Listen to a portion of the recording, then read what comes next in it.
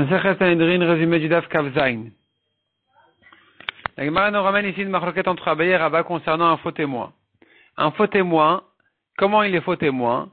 Il s'agit que deux témoins sont venus dire voilà, il s'est passé telle et telle chose, à tel et tel endroit. Viennent deux autres témoins plus tard et ils disent mais comment vous avez témoigné que vous étiez à tel endroit alors que vous étiez avec nous ce jour-là même, ailleurs? Donc vous êtes des menteurs, vous êtes des faux témoins. Les premiers témoins deviennent psulim. Est-ce qu'ils sont psulim rétroactivement depuis le jour où ils ont témoigné à faux, ou bien ils sont psulim que depuis le jour où on est venu les accuser? Selon Abaye et Rava, selon Rava, que dorénavant. La Gemara donne, selon Abaye, la raison est logique. Depuis le moment où ils ont menti au Beddin, c'est des Rechaïm, on ne peut plus accepter tous leurs témoignages. Tous les témoignages rétroactivement sont annulés. Rava te dit non. Rava te dit non. C'est que dorénavant qu'ils sont annulés. Pourquoi? Deux versions dans Rava. Première version qui te dit, Rava te dit de croire les derniers témoins plus que les premiers témoins, c'est pas logique. C'est un chidouche de la Torah. Et puisque c'est un chidouche, tu ne peux pas l'élargir plus que ce qui est clair dans la Torah. Donc dorénavant ils seront effectivement psulim comme dit la Torah, mais rétroactivement on n'a pas de preuve de les rendre pasoul, donc ils resteront cachés rétroactivement. Deuxième version de Rava, c'est que en fait c'est vrai que Minatora ils sont psulim rétroactivement, mais les Chachamim ne veulent pas annuler tous les témoignages depuis parce que ça va casser le marché. Ils ont témoigné sur toutes sortes de ventes et toutes sortes d'histoires qu'il y a eu dans le commerce entre temps. Et donc si tu vas les annuler, les gens ils vont perdre de l'argent. Donc on ne va pas annuler rétroactivement leur témoignage. La Gemara donne la nafkamina entre les deux versions pour la raison de Rava. La Gemara ensuite vient dire, la Gemara conclut que la halakha est comme Abaye, qu'il est pas soul rétroactivement. La Gemara traite encore un autre cas. Un moumar. Moumar, c'est quelqu'un qui fait d'averot. Il fait d'averot, bémézid.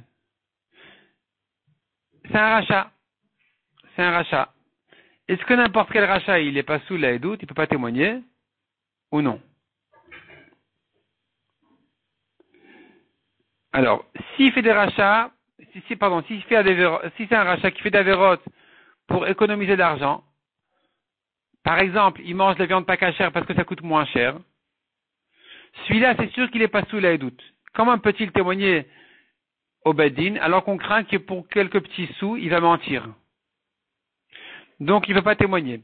Mais si c'est un rachat qui fait d'averot, pas pour des intérêts d'argent, pour rien, il mange pas cachère, alors qu'il est à côté de ça, de la viande cachère, il prend la viande pas cachère parce qu'il en a rien à faire. Celui-là,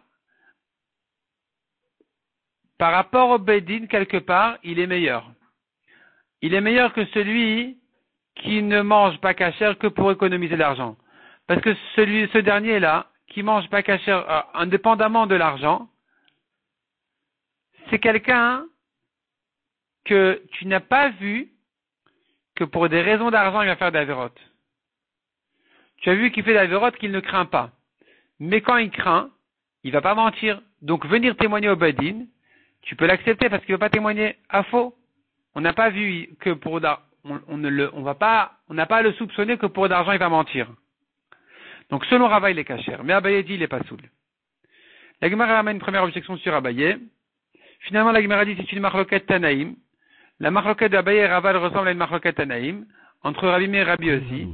Abaye il pense comme Rabbi Meir, et Rabbi aussi il pense comme Rava.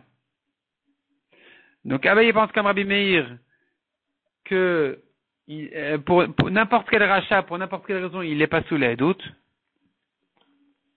Le cas de la marloquette Rabbi Meir et Rabbi aussi, c'est quelqu'un qui a menti au Beddin pour de l'argent. Il a menti. S'il a menti sur de l'argent, est-ce qu'il peut témoigner maintenant pour condamner quelqu'un à mort ou pas? C'est plus grave. Donc il n'osera pas mentir sur ça. Rabbi Meir dit quand même il n'est pas soul. Rabbi aussi dit non, sur ça il est cachère. Donc la Gemara, elle compare un peu la marloquette Abaye Rava à cette marloquette de Rabbi Meir et Rabbi aussi, avec un peu de recul, parce que Rava dit moi je peux m'arranger avec Rabbi Meir et Rabbi aussi tous les deux. Finalement, la Gemara, elle tranche la halakha comme Abaye, qui dit, comme Rabbi Meir, qu'il est pas soul. Même si on l'a pas vu rachat sur de l'argent, il est quand même pas soul. Il est quand même pas soul. Et la Gemara, donc elle ramène là-dessus toute une histoire, où finalement on a prouvé que la halakha est comme Rabbi Meir ici, malgré qu'en général la halakha est comme Rabbi Yossi contre Rabbi Meir. Ici que nous avons une Mishnah qui pense comme Rabbi Meir, la Gemara ramène notre Mishnah, elle prouve d'une Mishnah qu'elle pense comme Rabbi Meir, donc la halakha sera comme lui et comme Abaye qu'il est pas soul. Mishnah suivante. Qui sont les proches de famille qui ne peuvent pas témoigner ou juger? Le frère, l'oncle, donc tous les oncles, les 4 oncles, c'est-à-dire le frère du père ou de la mère, ou bien le mari de la sœur du père ou de la mère. Ils sont tous pas saouls, ils ne peuvent pas témoigner. Il y a encore les beaux-frères, comme le mari de sa sœur, ou bien le mari de la sœur de sa femme, le mari de sa mère, le père de sa femme.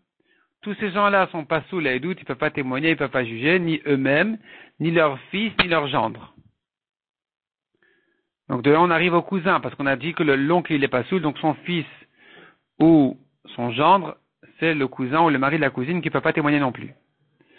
Le fils de sa femme ne peut pas témoigner, mais son fils et son gendre, ils peuvent témoigner pour lui.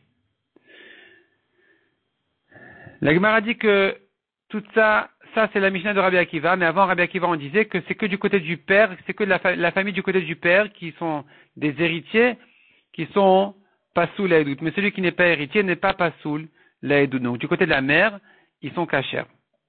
Rabbi Uda dit, avant Rabbi Uda, la Mishnah dit, s'il était proche à l'époque et qu'il s'éloignait, par exemple, la fille elle est morte, ils étaient proches en mariage et la fille elle est morte, il est cachère, il peut témoigner. Rabbi Uda dit, mais s'il a des enfants d'elle, qui sont vivants bien sûr, alors il reste proche, il ne peut pas témoigner. La Mishnah continue et dit, l'ami ou l'ennemi ne peuvent pas, il s'agit d'un ami très fort, ne peuvent pas témoigner, mais les Chachamim disent, ils peuvent lui témoigner parce qu'ils ne vont pas mentir, rien que pour des raisons d'amitié ou de haine. Ils ne peuvent pas juger, mais témoigner ils peuvent. La Gemara ramène un passouk dont on apprend que les proches ne peuvent pas témoigner. C'est écrit dans le passouk, les pères ne mourront pas sur les fils, c'est-à-dire sur le témoignage des fils. Et la Gemara explique ce que ça veut dire. Les pères, donc ce sont 2 frères, les fils, qui sont les cousins, ne peuvent pas témoigner sur leur oncle, ou les oncles sur leurs neveux. La Gemara ne dit pas ici que ce passouk qui veut dire sur les avérotes. Pour les avérotes, un père ne meurt pas pour l'avérat de son fils ou un fils pour l'avérat de son père. C'est par ailleurs déjà. Seul un fils qui garde l'avéra de son père, il peut être puni aussi en même temps sur l'avéra de son père. Ou bien encore, dit la Gemara, on est garant pour quelqu'un qu'on aurait pu empêcher de faire une avéra, et un homme peut être puni à cause de ça, s'il n'a pas empêché son ami de faire une avéra. Mais sinon, un homme n'est pas puni pour l'avéra de son ami, ni de son père, ni de son fils. Donc ce passouk-là ne vient que te dire qu'il ne peut pas mourir, ça veut dire qu'il ne pourra pas témoigner. Il ne peut pas témoigner sur son oncle ou sur son neveu. La Gemara dans la suivante va nous ramener les autres proches de famille dont on sait qu'ils ne peuvent pas non plus témoigner.